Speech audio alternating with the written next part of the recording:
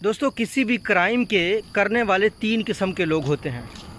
एक चोर होते हैं, छोटे मोटे चोरी की, और ये लोग ट्रेंड नहीं होते। जब चोरी करते हैं, जब कोई काम करते हैं तो कोई निशानी छोड़ जाते हैं।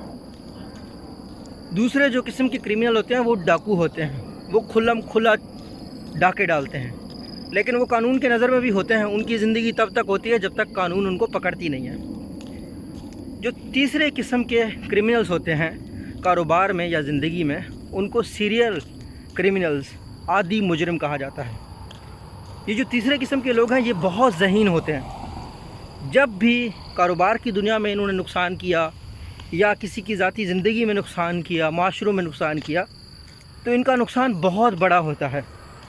जैसा कि जावेद इकबाल के नाम से एक बच्चों के साथ जिनसी ज़्यादती करने वाला मुजरिम था।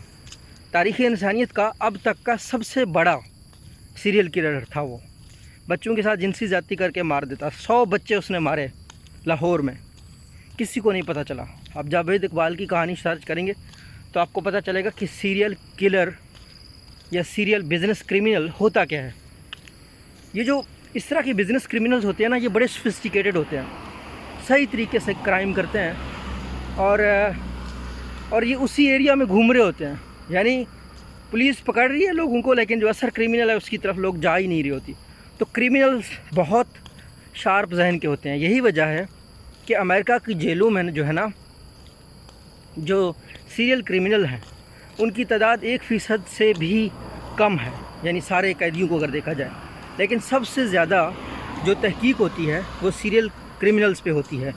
उसकी वजह ये है कि ये लोग बहुत शार्प होते हैं और इनका ये जितना नुकसान करते हैं ना, उतना 500, 1000, लाख चोर मिलके भी नहीं कर सकते। और ये बड़े शार्प इस तरीके से भी होते हैं कि ये प्लान करते हैं। मतलब एक आम चोर चोरी करके भागता है, वो इतना सोचता है कि यार मैंने चोरी करनी है, ये चीज़ उठानी है और निकलना है। लेकिन एक सीरियल क्रिमिनल ये सोचता है कि मैंने अगर ये चोरी करनी है ना, तो साथ में ये भी मंसूबा बनाता है कि इसका इल्ज़ाम किस पे लगाना है, ताकि पुलिस उस बंदे को पकड़े, मुझे ना पकड़े। ठीक है ना। तो ये जो सीरियल क्रिमिनल होते हैं वो ये भी कर रहे होते हैं। अच्छा, अब ये शार्प होते हैं, इस वजह से बहुत बड़े नुकसान के बाद पुलिस से पकड़े जाते हैं। तो यही सीन है पोंजी स्कीमों का, यही सीन है B4U का, यही सीन है तमाम वो लोगों का जो लाखों के हिसाब से पब्लिक को लूटते हैं। उन सब लोगों का यही सीन होता है। मेरा वो हाथ थक गया था, मैं वॉक करने के लिए आया, सोचा वीडियो बना लूँ। अच्छा, यही सीन होता है सारे क्रिमिनल्स का। अब वो बार बार वेबसाइट क्यों बदल रहा है? B4U का जो CEO है, गरीब सोचता है कोई मसला नहीं, वेबसाइट बदला है तो क्या हुआ। बात तो वही है ना, आपसे पैसे इकट्ठे किए, B4U को क्यों छोड़ा, या फिर SR ग्रुप के वेबसाइट को क्यों छोड़ा, या फिर अब SR वर्ल्ड क्यों आ गया? इसकी वजह दोस्तों ये है कि वो सीरियल क्रिमिनल बहुत शार्प खेल रहा है। अब आप कहोगे हमने B4U में पैसे इन्वेस्ट किया, आपके पास पैसे जमा करवाने की रसीदें B4U की हैं, वेबसाइट आपका SR वर्ल्ड है। आपको ये साबित करते करते ज़िंदगी लग जाएगी। पुलिस, अब अगर आप अदालत में जाएंगे तो आपके केस को बहुत वक्त लगेगा। क्यों? क्योंकि वकील तो इसी चीज़ में जो है ना वक्त ज़ाया करेंगे कि भाई ये तो क्या कहते हैं, ये दोनों आप कंपनीज़ का आपस में क्या ताल्लुक़ है, इसी में वक्त लगता रहेगा आपका, और वो उसको डेट्स पे डेट्स मिलती रहेंगी। तो जो सीरियल क्रिमिनल है वो पहले से सोचता है, और उसको पता है कि मैंने 6 लाख लोगों को लूटा है, 160 अरब का जुर्माना है, तो केस तो होंगे, हर गरीब भी जाएगा, हर पैसे वाला, हर कोई जाएगा। लेकिन वो क्या कर रहा है, वो बच रहा है, और वो इस तरह के मंसूबे बना रहा है जहाँ से हर बंदे का केस डिले होता रहे। दूसरी चीज़ ये है दोस्तों कि कुछ लोग ये खुशियाँ मना रहे हैं कि वो गिरफ़्तार नहीं होगा, वो गिरफ़्तार होगा।